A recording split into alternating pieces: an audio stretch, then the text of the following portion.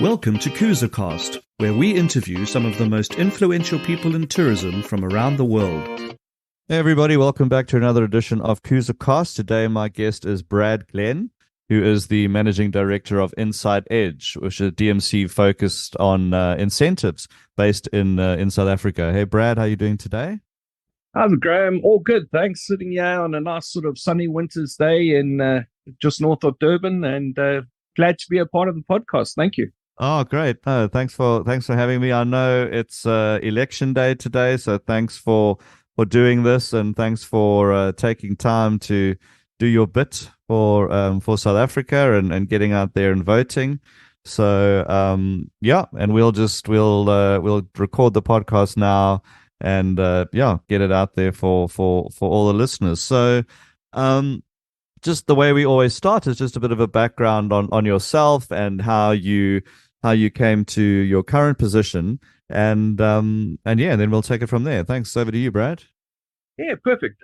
Well, I grew up in Durban, so Durban boy.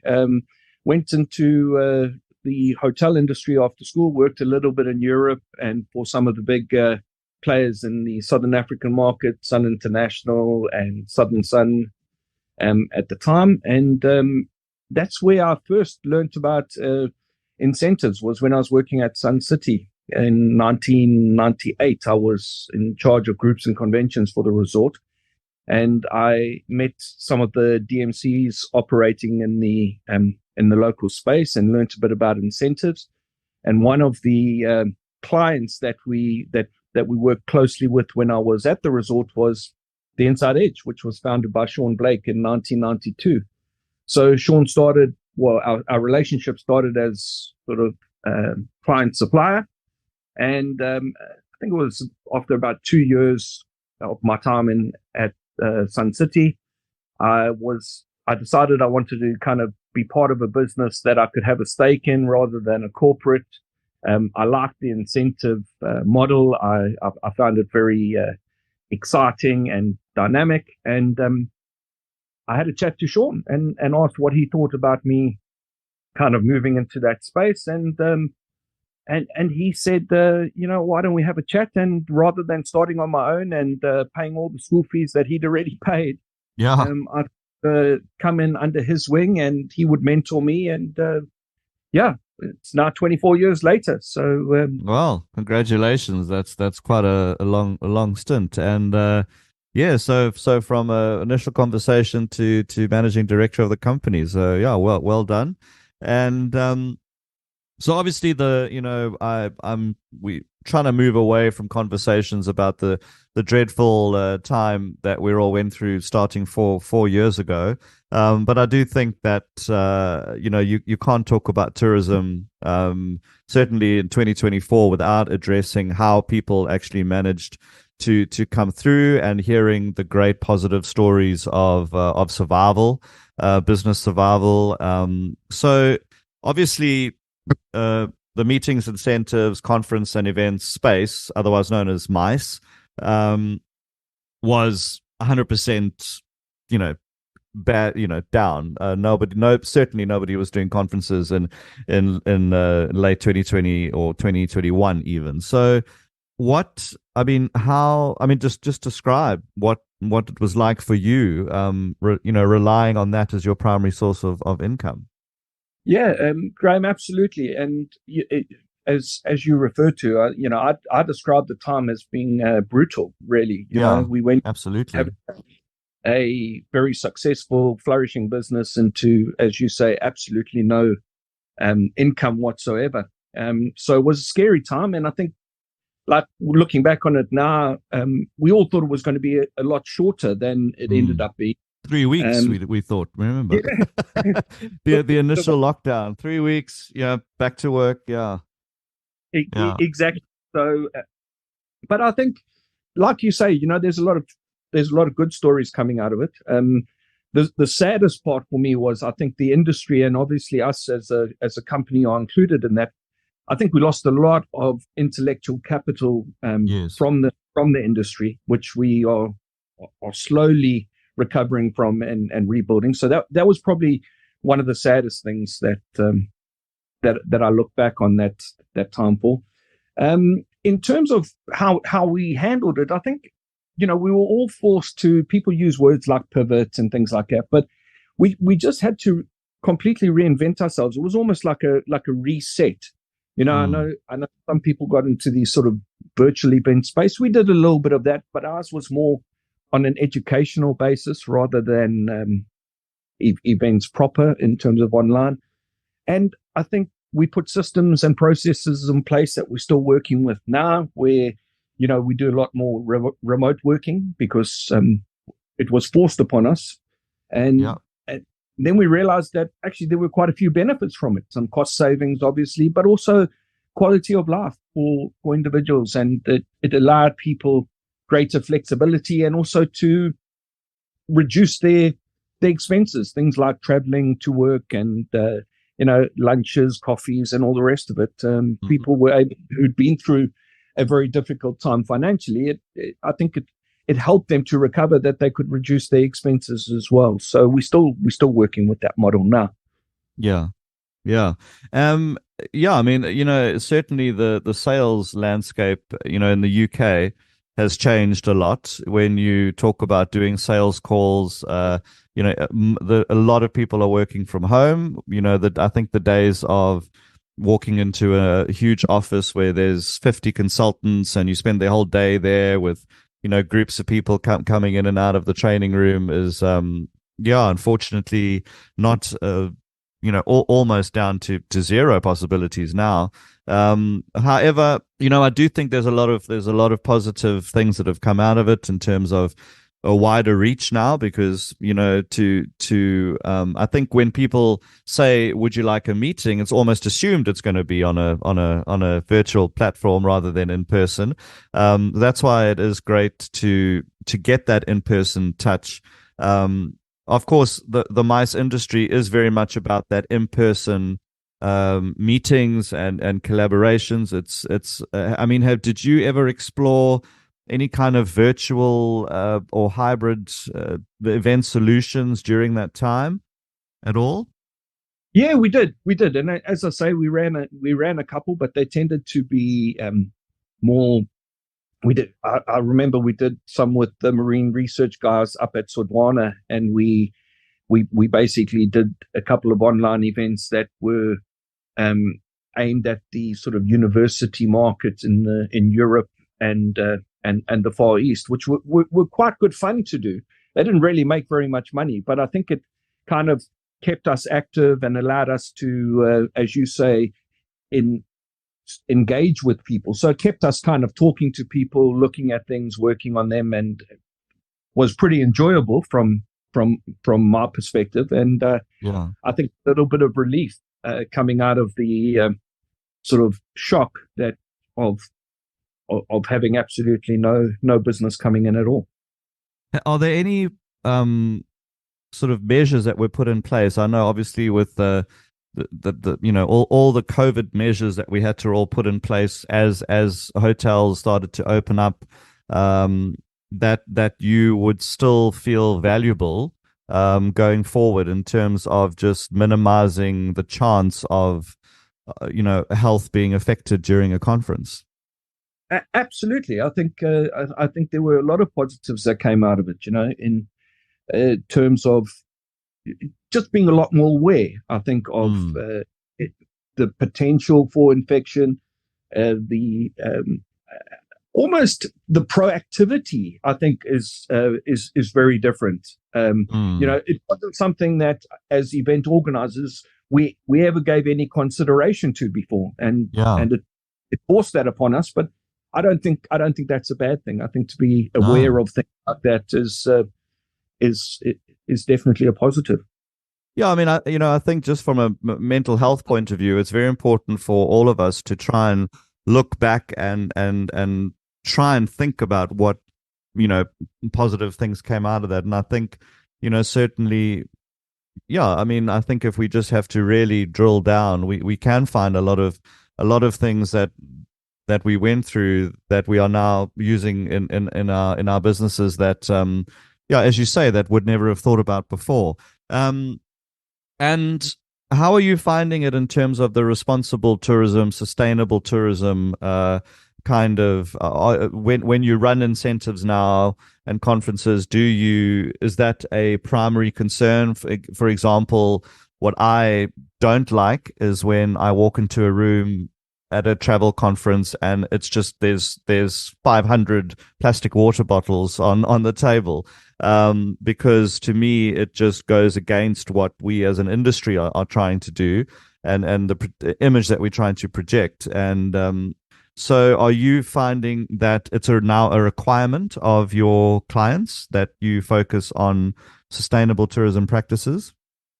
Yeah, definitely. I think it is incredibly important, and it in many instances clients expect it. Yeah. It's an expectation that you're going to be responsible in how you operate. You give that great example with those water bottles, and I think for me it's about authenticity. So I get pretty angry when people talk about things like sustainability and then they go and do the exact opposite. So it's almost Yeah. paying lip to it. And I find that quite offensive. Um, Generally, I think we are a lot more conscious in terms of the environment.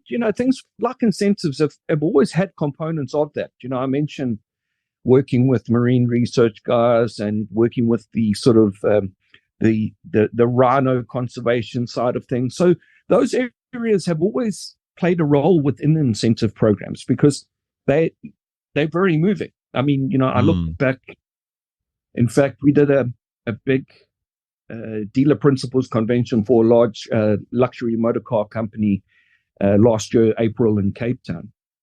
And one of the participants on that group actually did an incentive program with us, probably over 20 years ago. And they were involved in tagging a whale shark, or the marine research that was being done at the time in terms of the whale shark population. And when Phil and myself kind of reconnected in Cape Town last year, the first thing he said to me was he spoke about that trip. Yeah. Yeah. Because it does create those lifetime experiences, and that word again, authenticity. When you're actually part of something that is real, it's not being done for the purposes of the incentive program. It's done to actually benefit, in that case, one of the key marine sort of species within our oceans. And it's done in conjunction with being part of an incentive program that goes a long way towards funding programs like that. So I think that's always been part and parcel of the incentive business, but it is a lot more prevalent now. And I think we're looking at a lot more touch points. And we also, in that way of thinking, that, when I think we're putting programs together, we're trying to find elements of sustainability, environmentally friendly practices. And Yeah. so it's almost become second nature, which I think is a good thing myself. It definitely is. Has the incentive market come back to almost full capacity? Um, I don't. It's hard to remember what full capacity was. Yeah, well, in the days when in the days when we weren't looking at our bank accounts in horror. So Yeah, if ever there were those days, yeah. I does feel like a long time ago. I think it has come back. But like everything, the things we've already touched on in this conversation so far, things have changed. Mm. What clients are looking for from incentive programs. The beauty that we have within, the space that we play in Southern Africa is it's always been about open spaces, dining outdoors, stargazing out Mm.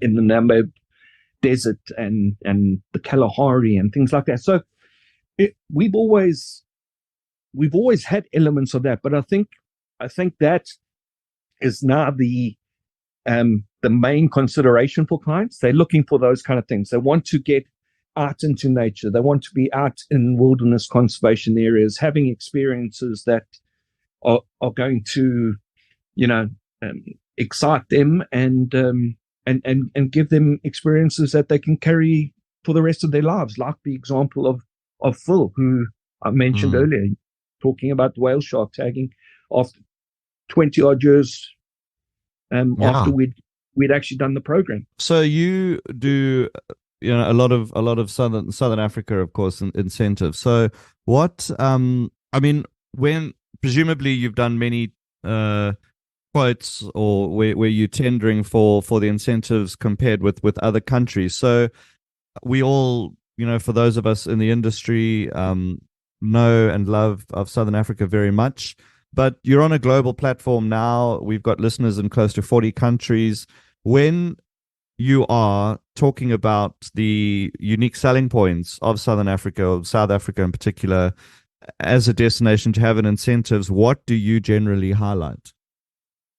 I think we are fortunate that a lot of our product is globally sought after. So things like safari are very high in terms of people's bucket lists and have been helped by sort of nature channels and Discovery and National Geographic, etc. I think people have a lot more access than they've ever had to sort of safari and conservation products. So it's not something that we have to create awareness of. It's something that people are aware of.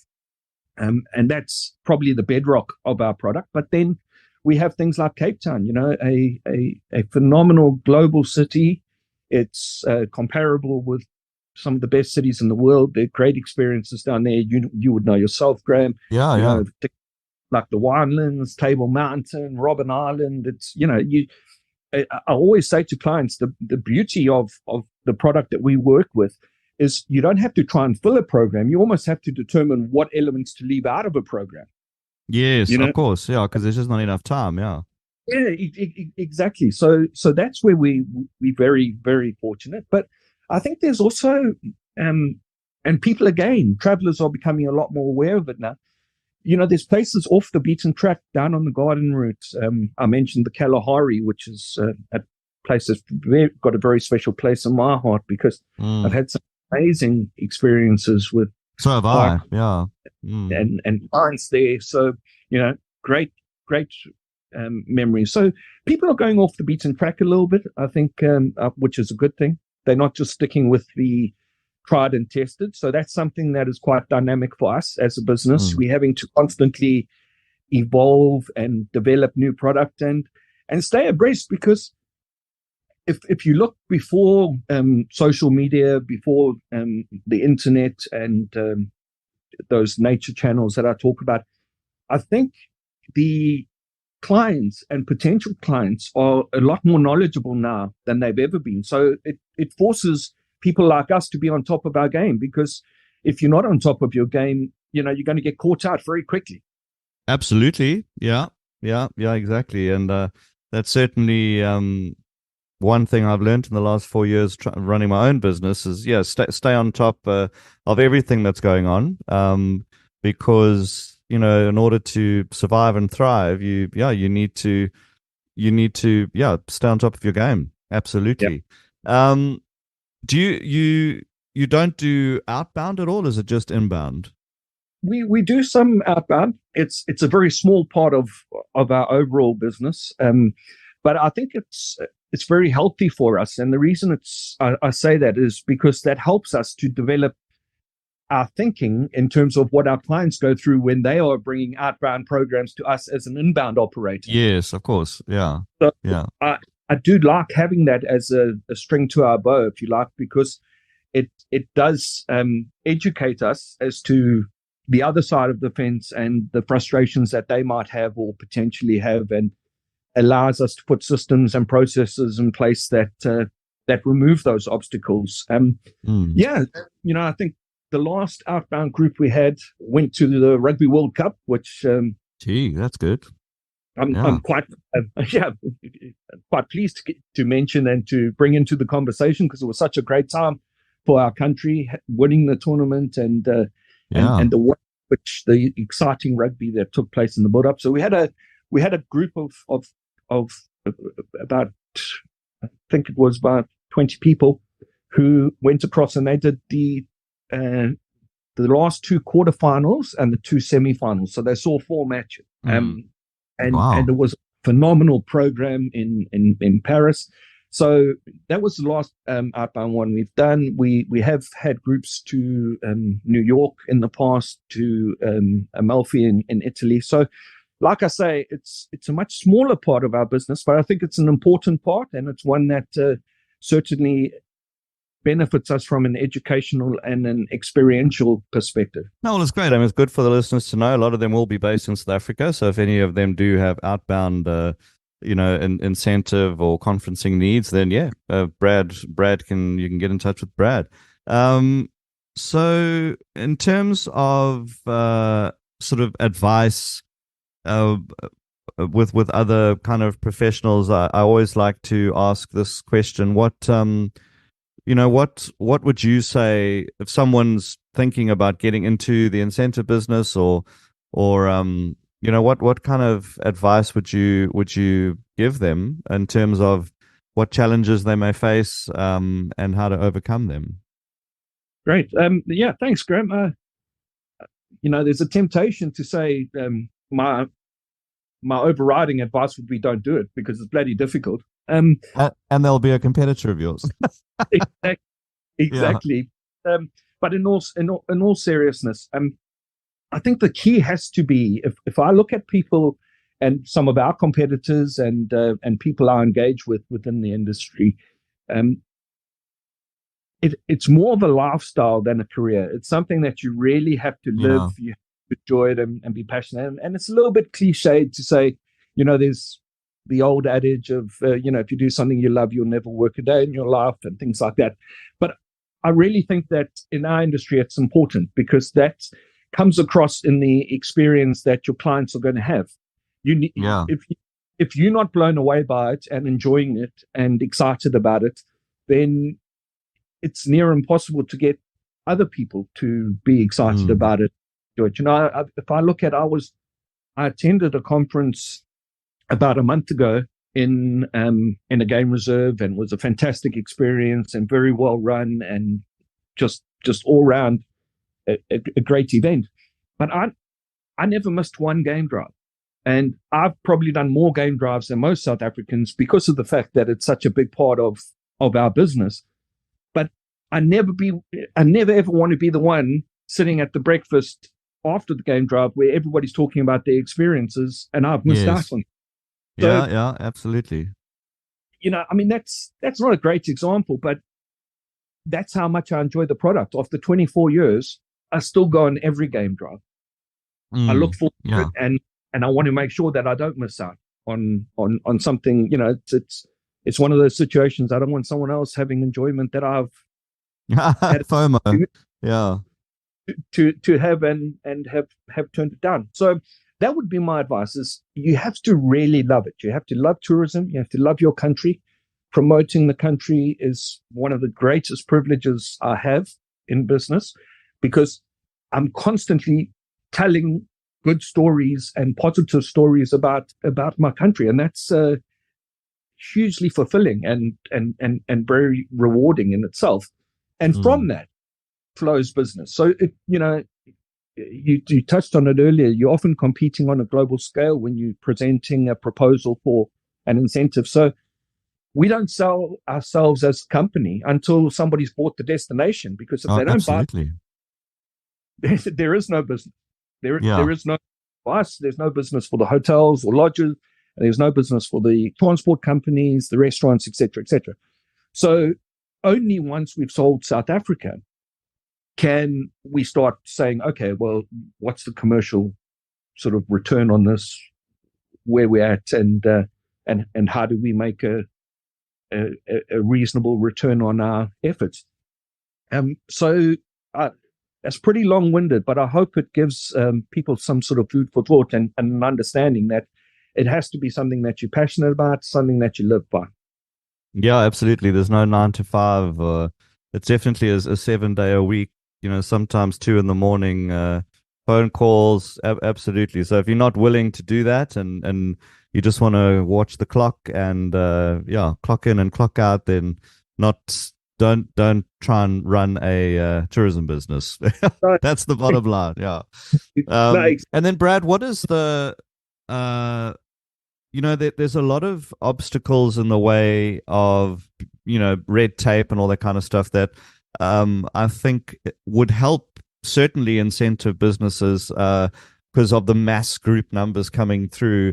I mean, my mind goes straight to visa requirements for certain countries and the process because you know as we know, it's very much a group thing. So you need 1,000 people's visas to be approved and all that kind of stuff. So I've spoken with David Frost about this on the podcast, and in terms of obstacles to a clear and better way to make the life a lot easier and better for the service providers in the country to prosper and do as much as they can to create jobs and have all those wonderful things. Have you ever encountered a situation where sort of bureaucracy or red tape has hampered anything and that you've been working on? Yeah, we certainly have, and I would imagine there are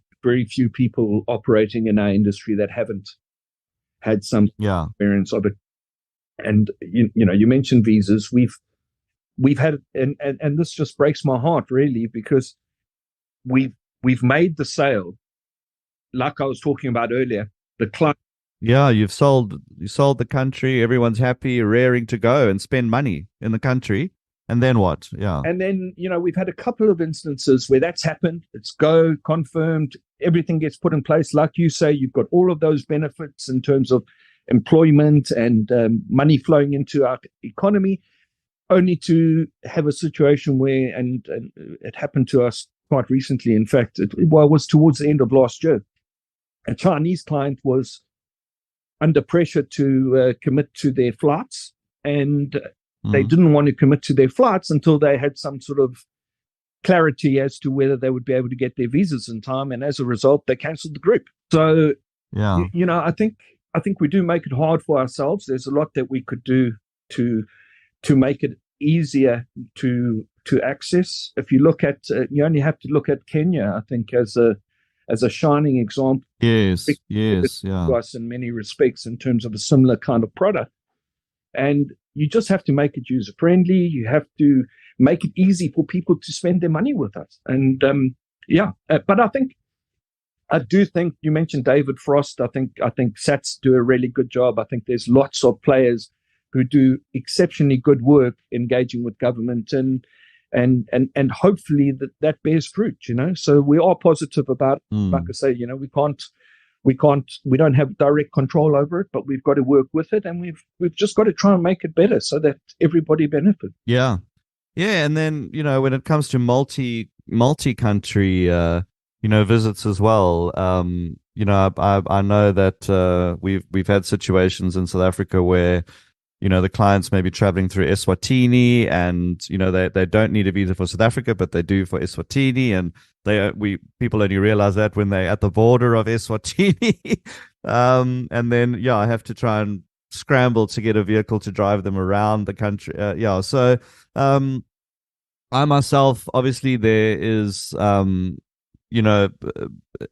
safety and security concerns regarding visas. However, there could be, I mean, sometimes we're talking millions and millions and millions of rands being lost because of other countries making it easier to hold conferences and events in their country.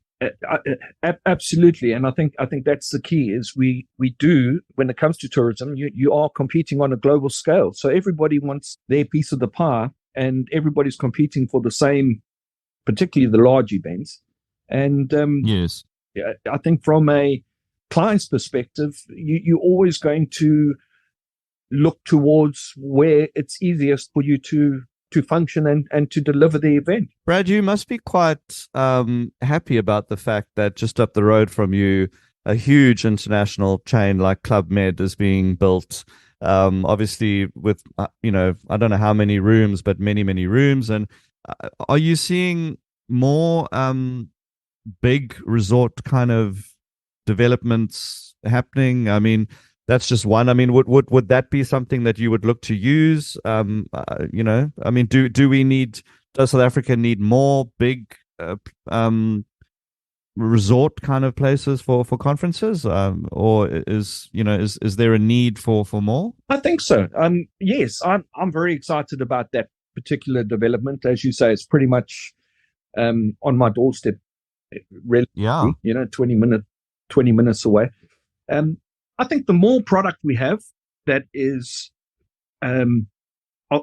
more quality product that we have, particularly where you've got global brands involved that have got very strong brand awareness within some of our source markets, and not only our source markets, also potentially new markets, has to be a good thing. I think that's definitely a benefit for all. And I think, when I've had conversations with people within KZN tourism, for example, I always say, rather than seeing Cape Town, for example, as a competitor to KZN, you use that brand. They've been so successful at building Cape Town as a, aspirational destination to visit. There's nothing wrong with actually, selling Cape Town and saying, well, why don't you do a couple of nights added on in KZN for a slightly different experience, rather than feeling as if you're competing with them. So going back to that, and I don't think it's all about provinces, but I'm saying the more product we have, the better our tourism platform will be, and the more opportunity we'll have to bring tourists to our country, which has to be a good thing. Yes, and the increase in airlift as well. It's something I've touched on in other podcasts. I can't wait for the day that the BA Durban-London flight returns. It was doing very, very well. Every time I was on the flight, it was nice and full. I think it was 3 times a week or whatever. But, I think in terms of growing access to KZN in particular, because as we know, KZN is you can go surfing in the morning and then cuddle up on in a snowy mountain cabin in the afternoon, and do a game drive in between. Very rushed day, of course, but it is possible. It is a wonderful destination, and I'm so happy that Club Med took and is moving through, because I do foresee it being a great thing for northern KZN in particular, and then hopefully that will help with all the game reserves up there as well, because as much as lying on a beach in a lovely resort is great, when you've got game reserves 2 hours away, I'm sure that there's going to be lots of day trips, and even the South Coast, places like Blue Marlin are doing some great work with in bringing in all-inclusive packages, which certainly for the UK market is sought after. People want to know that they can, the drinks and the food meals and everything, that they can leave their wallet, at home if they wanted to, really, because it's all taken care of. So I mean, that's I think there is a lot of positivity, a lot of things to look forward to. So any kind of I think we've had a great conversation today, Brad, and it's nice to get your take on your very important niche in the tourism market. So I thank you for sort of pioneering the work that you're doing to try and uphold that and bring as many tourists into the country as possible and give them a great experience. And yeah, happy to try and help in any way that I can to facilitate that. Any kind of last words that you'd like the listeners to hear, in terms of perhaps there's someone sitting somewhere in the world who's planning a conference or an incentive, a 1-minute sales pitch? Yeah, with the greatest of pleasure. And I think, for anybody out there considering visiting South Africa, be it as an individual or as part of an event, there is so much diversity here. We have great climates, as we've spoken about, wonderful product like Safari, Cape Town, and all that offers, Victoria Falls nearby, and so much more. So you've got a rich menu to select from in terms of the experiences you want to tap into. And the overriding thing, I think, is the Southern African hospitality that sets us apart. There's a genuine warmth. There's not always necessarily the technical skills that you might get in some of the other destinations, but you will be welcomed, you will be cared for and embraced within our destination. And I think that's something that people have always spoken about after events, is they've always said they can't believe the warmth and the hospitality and the genuineness of people at all within our society. It's not only people within the tourism industry, it's South Africans in general. And I think, do yourself a favor, get across and come and see us. Absolutely. Yeah. Let's hope we've inspired, some people. And then what I'll do is I'll put, Brad, your contact details in the description of the podcast. So anybody who wants to get in touch with Brad and thinking of having an incentive down in Southern Africa, then you can go ahead and do that. Brad, thank you so much. I'll let you get back to enjoying your public holiday, one of the rare days you can put your feet up. And I have luckily found a way to watch SABC News here in the UK, so I'm going to have it on all day, watching all the developments with keen interest. And I will definitely clink a beer glass with you at the lovely Beach Bums restaurant in Westbrook when I'm back again. Lovely. I look forward to it. Thank you very much for having me, Graeme. All right. Thanks, Brad. Ciao. Bye. Thanks for tuning into Kusa Cast, where we explore the world of tourism with leaders from all corners of the globe. Join me, Graeme Watson, for future episodes as we dive into the latest trends and insights from the industry. Don't forget to subscribe and leave a rating, and we'll see you next time on Kusa Cast.